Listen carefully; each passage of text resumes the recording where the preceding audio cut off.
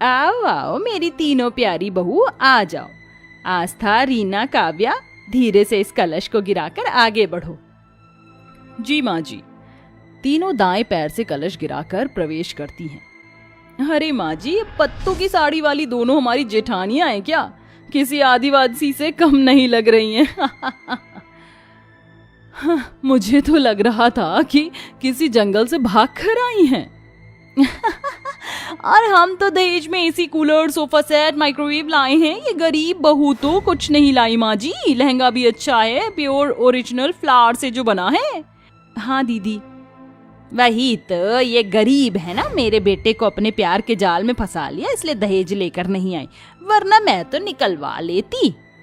माँ, अपने समाज के लिए हमारी दोबारा शादी कर दी है तो गृह प्रवेश भी कर दीजिए। इन गरीबों का मैं गृह प्रवेश करूं? बिल्कुल नहीं। माँ जी, आशीर्वाद ही दे दीजिए। तभी वो अपनी दोनों बहू को आशीर्वाद देकर अपनी तीनों बहुओं को लेकर चली जाती है। अगले दिन दोनों बहू जल्दी उठकर घर की सारी जिम्मेदारी संभाल लेती हैं। वहीं तीनों काली बहू घोड़े बेचकर सोती हैं और काम में मदद भी नहीं करवाती हैं। आस्था, काव्या, मैंने और रानी ने खाना बना दिया है, तुम जरा टेबल पर ये खाना लगा दो। ओ हेलो जेठानी जी, हम यहाँ पर आपके इशारों पर नाचने नहीं आए हैं। इतना सारा दहेज दिया है, एक काम को हाथ नहीं लगाएंगे। सुन रही है ना माँ जी आप? हाँ मेरी बहू तो बिल्कुल ठीक कह रही है, इसलिए घर का सारा काम तुम दोनों ही करोगी। बस रीना, आस्था, काव्या, तुम आराम से खाने के लिए बैठ जाओ। फिर दोनों गरीब बहू खाना लगा देती हैं, जिसके बाद सास और तीनों बहुएं मिलकर उनके बने खाने की बुराई करके खाना बीच में छोड़कर चली जाती हैं।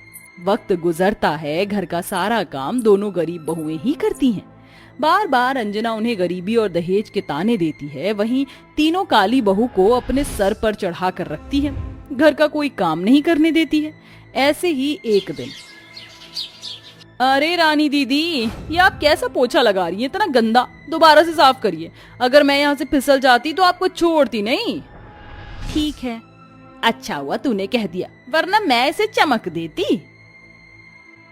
माँ जी, ये जगह साफ थी, फिर भी मैं दोबारा कर रही हूँ। आखिर आप हमारे दहेज न देने से इतना मनमुटाव मन में लेकर क्यों बैठी हैं? क्यों आप हमें अभी तक नहीं अपना पा रही हैं? जो करना है कर लो, मैं तुम्हारे साथ ऐसा ही व्यवहार रखूंगी। अपनी बहू को सुनाकर अंजना फिर चली जाती है।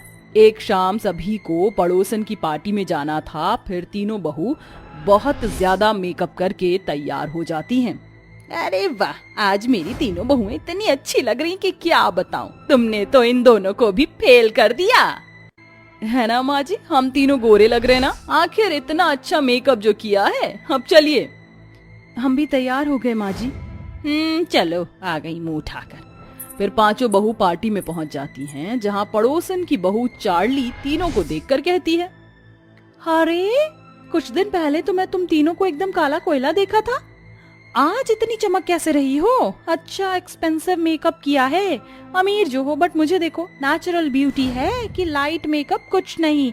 तो अपनी जेठानियों को ही देख लो, तुमसे ज्यादा सुंदर लगती हैं। लिमिट में बात करो। हाँ, हम अमीर हैं तो मेकअप भी वैसा ही करेंगे। Any problem? क्या है ना, तुम जैसे गरीबों के बस की बात नहीं है, तो लाइट मेकअप ही करोगे।